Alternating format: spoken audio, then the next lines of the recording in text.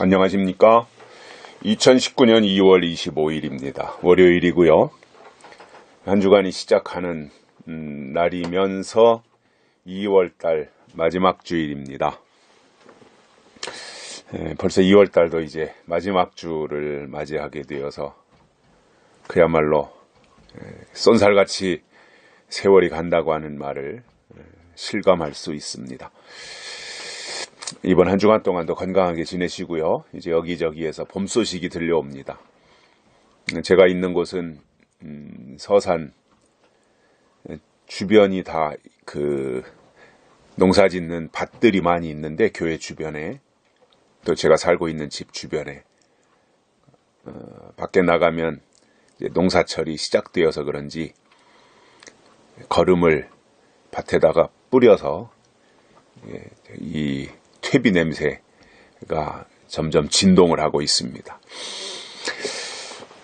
또 그런 것들이 있어야 또 농작물을 수확할 수 있고, 이렇게 좀 불편하긴 하지만 냄새 때문에 또 견딜만 하고요. 또 이해를 해야 되겠죠. 오늘 말씀은 잠언 11장 30절입니다.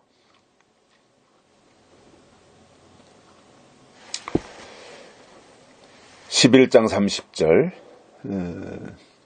의인의 열매는 생명나무라 지혜로운 자는 사람을 얻느니라. 아멘.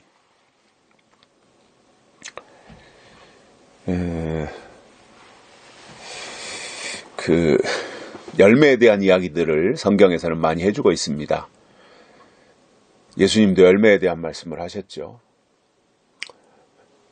또 열매 없는 무화과 나무를 저주하시기도 했었고요.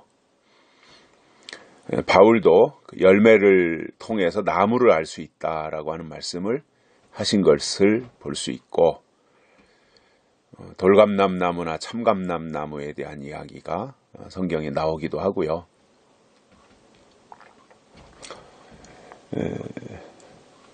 의인은 의인으로서의 열매가 있고, 악인은 악인으로서의 열매가 있겠죠. 결국은 실질적으로 나무는 열매를 통해서 알지만 사람에게 열매로 표현되어진다면 어떤 결과물이 되겠죠. 그 결과를 보면 과정을 알 수 있다라고 하는 것으로 이해할 수 있을 거라고 봅니다. 근데 오늘날 교회 안에서 신앙생활하고 있는 사람들의 대부분이 이러한 모순을 안고 살아가는 것을 제가 현장에서 느껴요. 제 속에도 그런 요소가 있겠습니다만은, 뭐냐면 과정에는 별로 비중을 안 두더라는 거예요.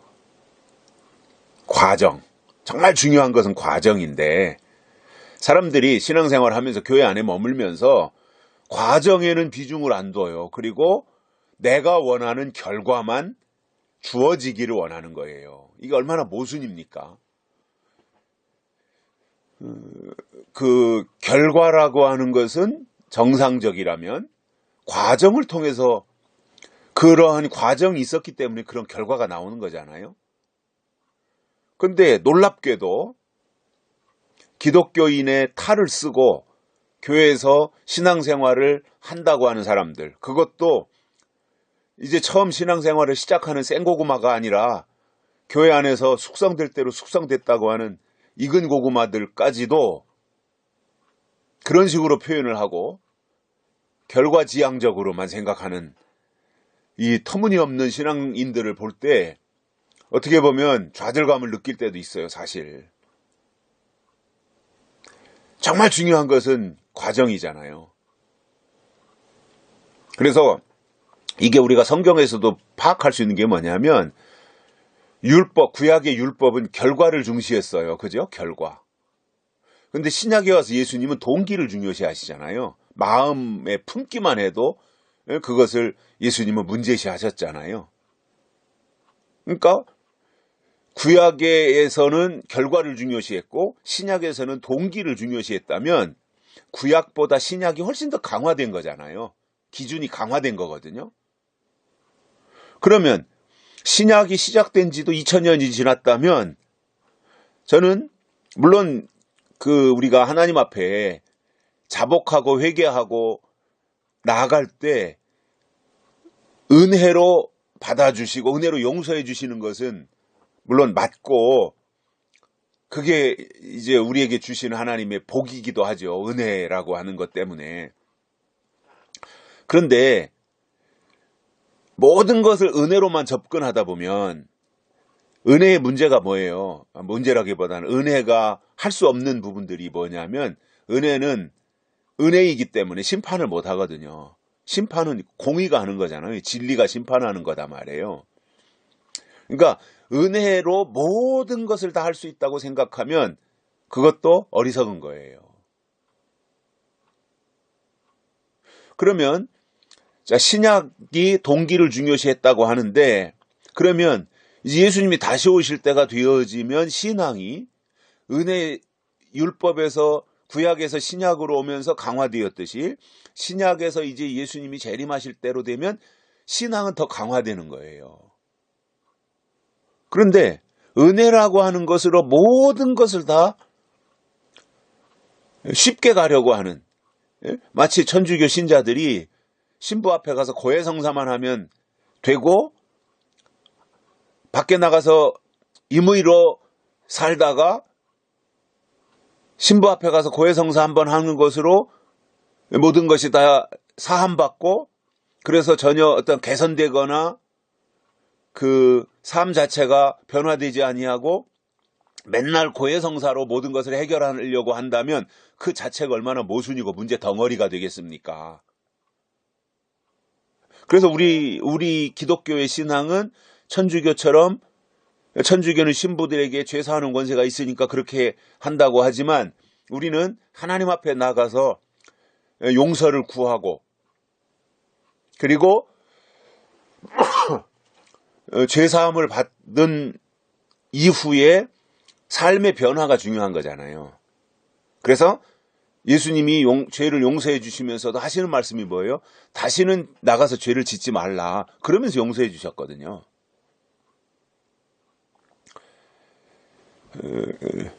그런 측면에서 볼 때 결국 그 과정에서 그 결과가 나오고 결국 그 과정이라고 하는 것은 시작이 있었기 때문에 또 그 과정도 있는 거잖아요. 뿌린 자가 있으니까 자라나는 과정이 있고 그 과정이 있으니까 열매 맺는 결과가 있는 거거든요. 그러니까 이게 다 똑같이 중요하다는 거죠. 구약이 씨를 뿌리고 신약이 그것을 다시 물을 주고 자라게 하고 비료를 주고 그리고 마지막 때 가서 심판을 통해서 거두어들이고 추수하는 것이죠. 이러한 과정 전체를 놓고 볼 때 하나하나가 다 중요하죠. 물론. 그런데 봄에는 씨를 뿌리고 자라는 게 중요하고 씨를 뿌리고 싹이 나서 뿌리를 내리는 게 중요하고 여름에는 잘 자라나는 게 중요하고 무성하게 벌레 먹지 않고 그리고 가을에는 연근 것을 수확하는 게 중요하고 그러니까 그때마다 중요한 게 달라지는 거잖아요. 가을에 가서는 싹이 나고 뿌리를 내리고 이게 중요한 게 아니잖아요. 잘 익어서 거두는 게 중요한 거거든요. 열매가 중요하단 말이죠. 그러니까 봄에 구약에서 중요하게 생각했던 것, 신약에 와서 중요하게 생각하는 것, 그리고 예수님이 재림하실 때 가서 중요하게 생각하는 게 다 달라요. 농부가 농사 짓는데도 그렇잖아요. 봄에 씨 뿌리고 나서 중요하게 생각하는 거, 한여름 삼복 무더위에 중요하게 생각하는 거, 가을에 중요하게 생각하는 거 다 다르잖아요. 그래서 봄에 그렇게 중요하게 싹이 뿌리를 제대로 내리지 못하고 안착을 못할까봐 애지중지하고 소중히 여기고 여름에는 벌레 먹을까봐 약을 뿌리고 비료를 주고 애지중지하면서 그렇게 소중히 여기고 그 과정을 잘 관리하고 그러다가 가을이 되어서 이제 벼가 연그르면 그것을 다 수확해서 열매, 알곡, 벼만 싹 가져가고 과정 속에 있던 볕단이라든가 이런 것은 다 들판에다 내버리고 열매만 가지고 들어가잖아요. 밭에서 콩을 농사 지을 때도 봄에 콩알을 밭에다가 심어놓고는 싹이 잘 나나, 이놈들 이 싹을 까치들이 와서 다 파먹지 않나, 콩 씨앗을 파먹지 않나, 잎사귀를 벌레 먹지 않나, 애지중지하면서 까치가 오는 것을 쫓고 벌레 먹지 못하게 다 이렇게 관리하고, 그러다가 싹이 나서 좀 자라나면 이제 잘 자라도록 농약을 뿌려주고, 얼마나 그 과정 하나하나에 농부가 1년 농사를 놓고 보면 애지중지해요. 그러다가 이제 잘 열매도 꽃 필 때 가서 제대로 꽃이 피고, 콩이 열매 연글어갈 때 잘 연글도록 돌보아준 다음에 완전히 가을이 되어서 다 연글고 나면 콩알만 가지고 들어가지, 콩깍지니 콩대니 콩뿌럭지니 이런 것은 다 밭에다가 버리고 콩만 가지고 들어가잖아요. 열매만. 저는 하나님도 똑같다고 본다라는 거예요. 그리고 그때마다 하나님의 관점에서 중요하게 여기는 것이 달라요. 그러니까 우리도 똑같이 하나님이 무엇을 중요하게 생각하시는지 알고 하나님의 그 중요도에다가 우리도 중요 포인트를 거기다 두고 가야 된다, 그 말이거든요. 내 맘대로 하는 것이 아니라. 자, 그러면 그 잠언에서 말씀하는 것이 의인에게 열매가 있다, 악인에게도 열매가 있듯이, 그럼 의인의 열매가 뭐냐면은 생명나무라 이거예요. 의인의 열매는 생명나무라. 이 생명나무가 계시록 21장에서 그 생명나무들이 쭉 나오지 않습니까? 잎사귀들은 어떻고 열매는 어떻고 달마다 열매를 맺고, 이러한 풍성한 설명들을 해주고 있잖아요. 시편 1편에서도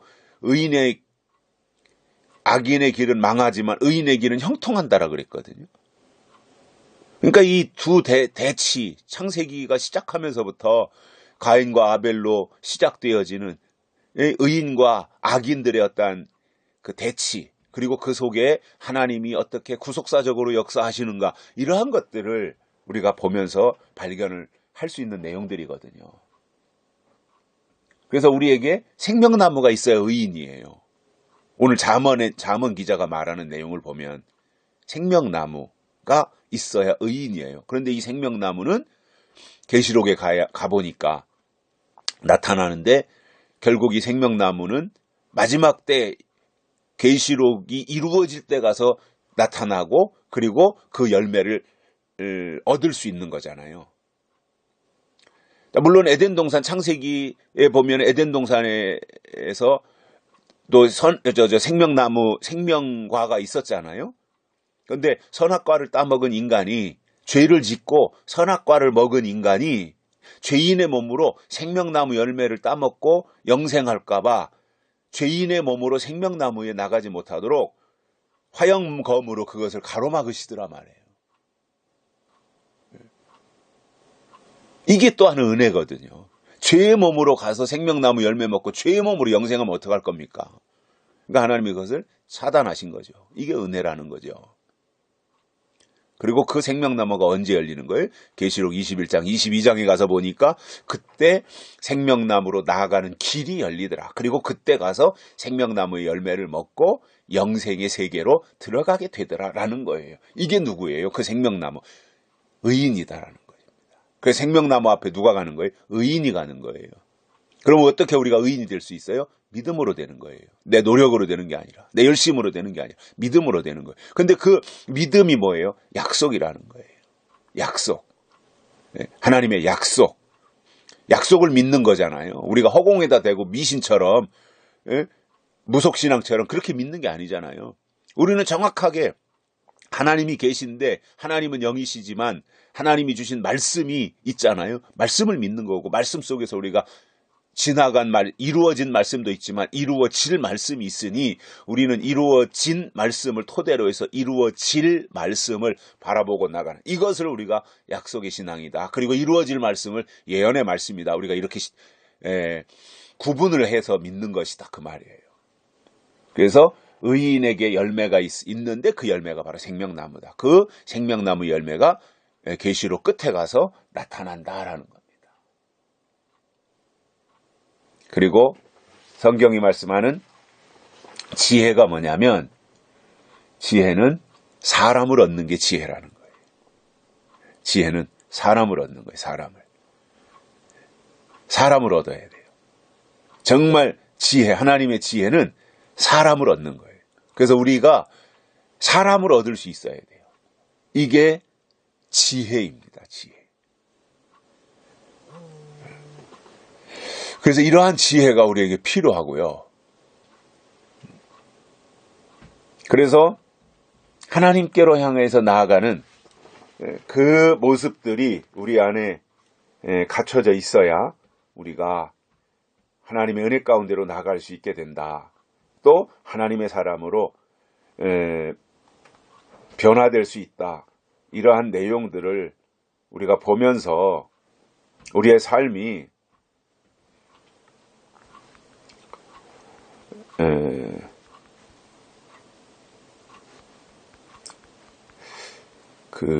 하나님이 원하시는 그 방향으로 나가야 되고요.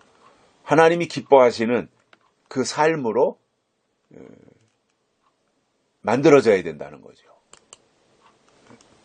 결국 내가 원하는 방향으로 가는 것이 아니라 하나님이 원하시는 방향으로 가야 된다는 거예요.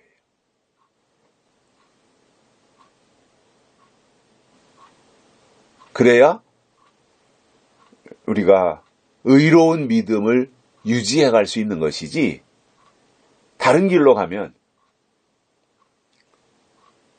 절대로 하나님이 원하시는 그 역사에 포함될 수 없게 된다는 겁니다. 이러한 내용들을 우리가 잘 주지해서 생명나무로 나아갈 수 있는 그러한 의인의 반열에 설 수 있는 우리의 신앙 생활이 될 수 있기를 바랍니다. 여기까지 하겠습니다. 감사합니다.